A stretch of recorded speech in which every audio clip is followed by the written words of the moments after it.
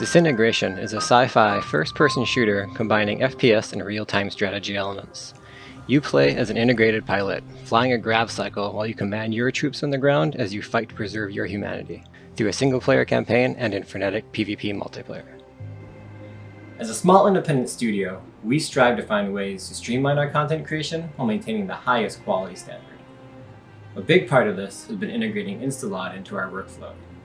While we were evaluating LOD toolsets, InstaLOD stood at the top and did an especially good job with hard surface models, which was a high priority between our game's robotic characters and the organic and urban environments. Using InstaLOD, we've been able to turn days of work into a single button press and a few minutes of polish.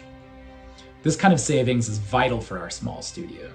It allows us to focus on iteration, knowing that any content changes can be quickly and easily reflected in our LODs. With InstaLOD's Max and Maya integration, we've been able to fully automate the majority of our character LODs. All we do is pass in the full resolution mesh, click the button, and let InstaLOD handle the rest. While we were evaluating InstaLOD, we were excited about the potential of its remeshing toolset. When it came time for us to create dangling weapon attachments, we went right to the InstaLOD Unreal plugin. Most of our game assets are textured with a material-based approach, meaning we don't have a one-to-one diffuse texture for most assets. If we were to manually combine the materials that make up our assets into a single texture sheet, we were looking at potentially days of work per asset.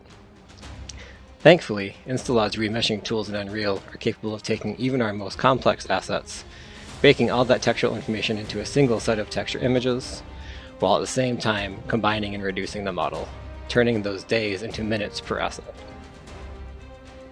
With InstaLOD, our artists can focus on their work, knowing that the tools have got their backs.